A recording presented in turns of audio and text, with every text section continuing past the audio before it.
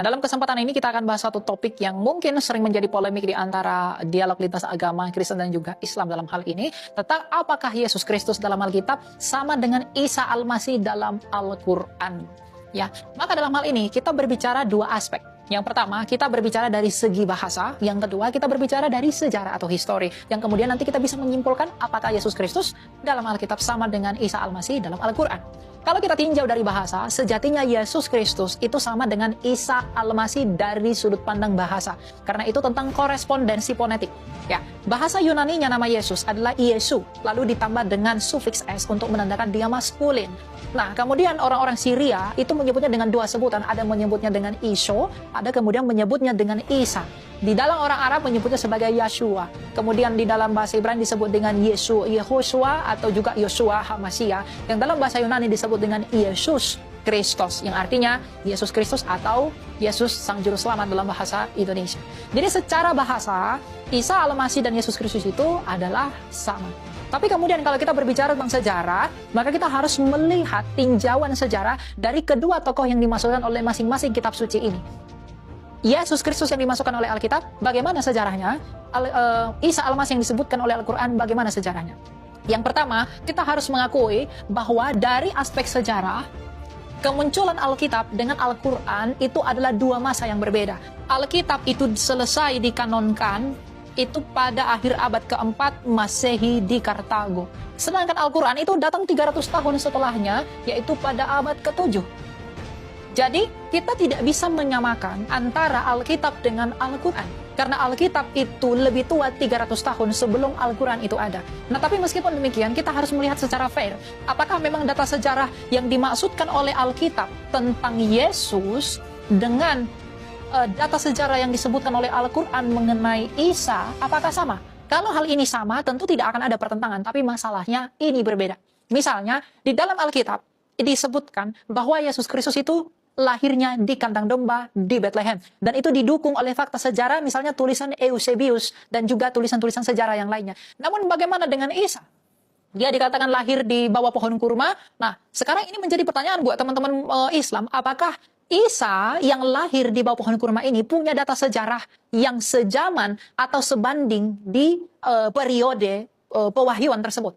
Nah, kalau tidak punya, maka kita tidak bisa bandingkan dengan Alkitab. Karena bagaimanapun kesaksian Alkitab bahwa Yesus lahir di kandang domba, itu didukung oleh data di luar Alkitab, yaitu data sejarah yang disebutkan oleh Eusebius tadi. Lalu bagaimana dengan Isa Al-Masih yang disebutkan dalam Al-Quran, yang memang lahirnya di kandang domba? Apakah punya data sejarahnya? Ya, sejauh ini saya belum menemukannya. Oleh karena itu, dari aspek kelahirnya saja, dia berbeda.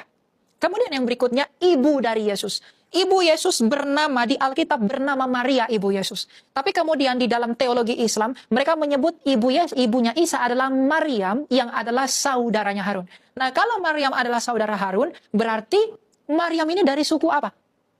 Nah, kalau di dalam Alkitab jelas bahwa Maria itu berasal dari suku Yehuda karena ia adalah anaknya Eli dan ibunya adalah Ana. Sedangkan di dalam teologi Islam, siapakah ibunya Isa? Maryam saudara Harun? Harun bukankah orang Lewi? Kalau Harun adalah orang Lewi dan Maryam adalah saudaranya, berarti Maryam adalah orang Lewi. Atau bagaimana penjelasannya dalam hal ini? Tapi kalaupun ibunya Isa Al-Masih dalam teologi Islam adalah Maryam saudara Harun, jaraknya Harun kepada Kristus kurang lebih 1.500 tahun di dalam sejarah. Lalu bagaimana mungkin ibunya Yesus 1.500 tahun lebih tua daripada Yesus itu sendiri? Nah, ini alasan yang berikutnya, mengapa Isa Al-Masih di dalam Al-Quran dengan Yesus Kristus di dalam Alkitab yang didukung oleh fakta sejarah, itu tidaklah sama.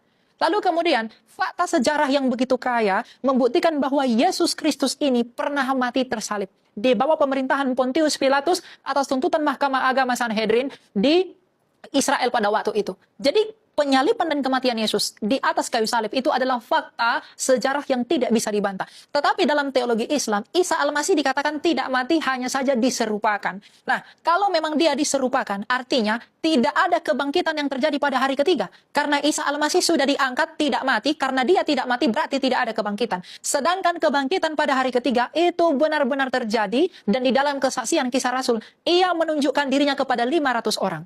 Yang artinya, Yesus mati dan bangkit, yang didukung oleh fakta sejarah, misalnya tulisan Josephus, Tacitus, kemudian Lucian, Marabar Serapion, dan lain sebagainya, itu tidak sama dengan deskripsi Al-Quran, bahwa Isa Al-Masih itu tidak mati, melainkan diserupakan. hanya diangkat ke surga.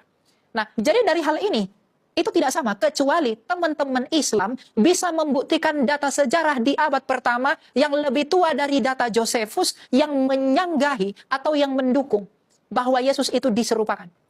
Ketika teman-teman Islam mungkin berkata, Isa Al-Masih kami itu adalah Yesus Kristusnya kalian. Nah, sekarang pertanyaan saya, apakah kesaksian Isa Al-Masih atau argumen tentang Isa Al-Masih dia diserupakan, itu memiliki fakta sejarah yang lebih tua, atau jangankan lebih tua, yang sama tuanya dengan data sejarah yang kami miliki. Dalam hal ini adalah tulisan Josephus di abad pertama. Nah, sampai hari ini sayang sekali saya tidak pernah menemukan itu.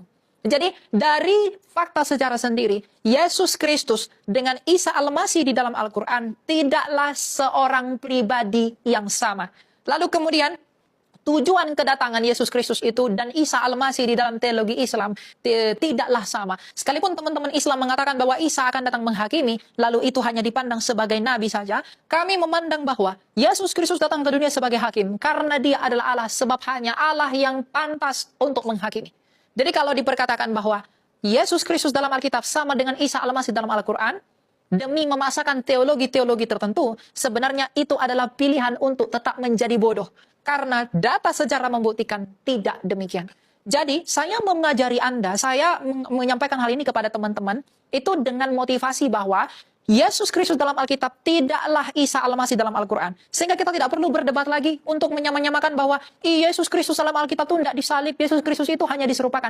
Karena bagaimanapun, Yesus Kristus tidak disalib, dia hanya diserupakan, itu adalah teologinya Al-Quran. Dan itu bersumber dari Al-Quran, bukan bersumber dari kitab kami. Tapi bagaimanapun dari data sejarah yang membuktikan bahwa itu beda, maka tidak boleh saling dipaksakan. Karena kalau saling dipaksakan, hal ini menunjukkan bahwa pemaksaan bahwa Isa Al-Masih dalam Al-Quran sama dengan Yesus Kristus dalam Alkitab, itu hanya akan memperlemah posisi orang yang memaksakan itu. Karena Isa Al-Masih di dalam Al-Quran itu tidak lebih lengkap data sejarahnya dibandingkan dengan Yesus Kristus di dalam Alkitab. Jadi kalau kita lihat dari metodologi histori, Isa Al-Masih di dalam kitab suci teman-teman Islam, itu akan kalah dengan Yesus Kristus di dalam Alkitab secara pembuktian mengenai eksistensi pribadinya berdasarkan deskripsi kitab suci kita masing-masing. Jadi memang Yesus Kristus dalam Alkitab bukanlah Isa Al-Masih dalam Al-Quran. Isa Al-Masih dalam Al-Quran adalah Isa Al-Masihnya mereka tersendiri, yang punya teologi dengan maksud mereka, sehingga dalam hal ini toleransi yang berarti membiarkan, maka kita membiarkan Isa Al-Masih itu dengan teologi mereka sendiri. Maka dengan demikian hubungan yang timbal balik pun berlaku bahwa Yesus Kristus yang ada di dalam Alkitab bukanlah Isa Al-Masih yang dalam Al-Quran. Sehingga teologi yang kami lahirkan dari datangnya Yesus Kristus dalam Alkitab tidak perlu saling dibentur-benturkan dengan Isa Al-Masih yang ada di Al-Quran yang memang bukanlah pribadi yang sama berdasarkan fakta sejarah dan juga data histori yang telah saya sebutkan tadi.